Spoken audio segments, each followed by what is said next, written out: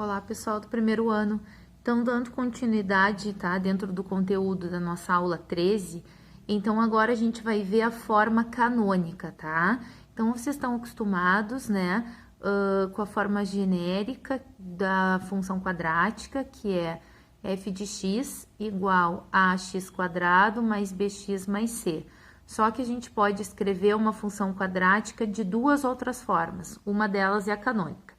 Então, a forma canônica se apresenta desta forma que eu coloquei aqui, ó. f de x igual a A, o A é o valor que acompanha x quadrado, vezes x menos x do vértice, tá? A abscissa do vértice é o x do vértice, ao quadrado mais y do vértice, ordenada do vértice. Então, vou dar um exemplo para vocês, tá? É dada uma função quadrática 2x quadrado menos 12x mais 16. O que a gente pode fazer primeiro? A gente pode colocar o 2 em evidência, nós vamos ficar com x quadrado menos 6x mais 8, certo? Agora, a gente vai utilizar um método chamado método de completar quadrados. Aparentemente, parece que esse quadrado está completo, mas não. Então, como que funciona esse método? Eu vou ensinar vocês e ele vai ser sempre assim. Vocês copiam o 2, o x quadrado e menos 6x, tá? O que vocês vão completar é o terceiro termo do quadrado perfeito. Então, como que a gente faz isso? A gente pega o valor, ó, tô circulando de lápis, o valor que acompanha x, não importa o sinal, tá? A gente não precisa analisar o sinal. E divide por 2. Então, eu peguei o meu 6 e dividi por 2. Quanto é que deu isso?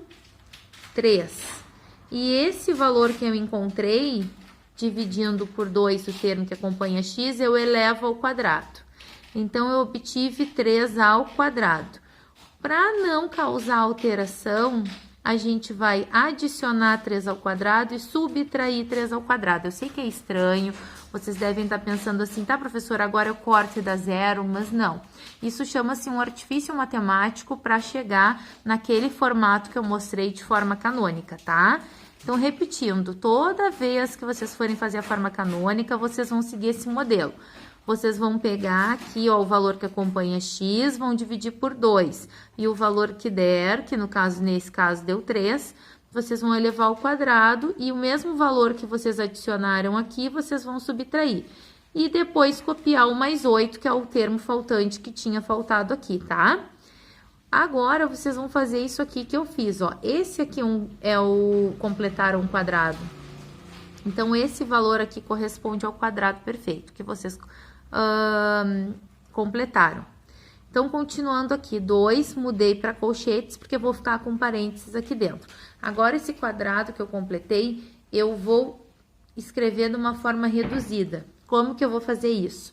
Eu vou pegar esse primeiro termo que está aqui, o x, o sinal do meio e o termo que está aqui por último, ó, só aqui dentro desse chaves, ó, repetindo.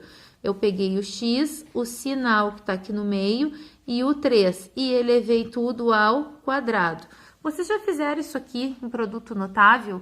Só que imagina que vocês estão fazendo de trás para frente, como se fosse esse o processo, tá?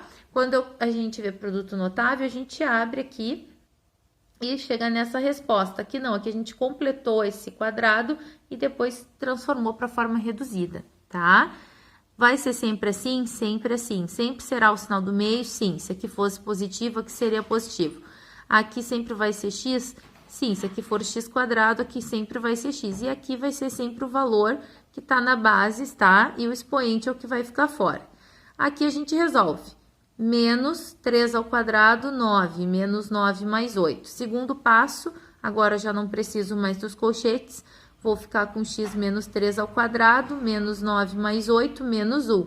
Se vocês observarem, tá exatamente da forma que eu apresentei, ó.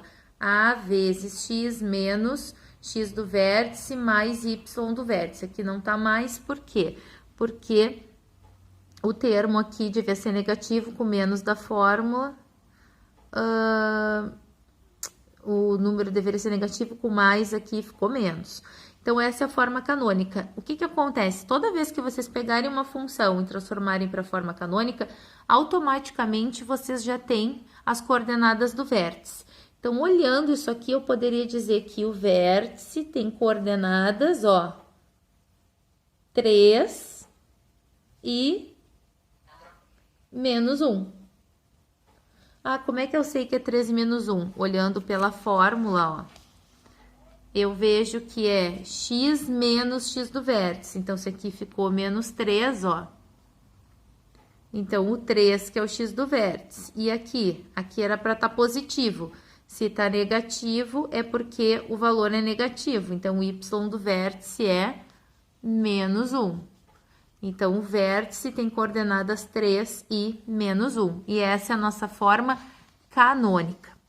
Temos outra forma, que é a forma fatorada, tá? É a forma f de x igual ao a, que é o valor que acompanha x², vezes x menos x1 vezes x menos x2. x1 e x2 são os zeros da função, tá? Então, vou mostrar para vocês um exemplo. Aqui. A mesma função, só que agora da forma fatorada. O que que eu fiz? Eu peguei a função e dividi por 2, fiquei com x² menos 6x mais 8 igual a 0. Fica mais fácil para aplicar a fórmula de Bhaskara. Quando vocês resolverem essa função quadrática, vocês vão identificar que acharam o valor de x igual a 2 ou x igual a 4. Beleza, só isso, só isso. Agora é só escrever na forma fatorada. A forma fatorada é bem mais simples, tá? O 2, que é o valor que acompanha o x², x menos o x1, x menos 2, vezes x menos x2, que é 4. Se aqui no 4 fosse negativo, seria menos 4 e ficaria mais 4.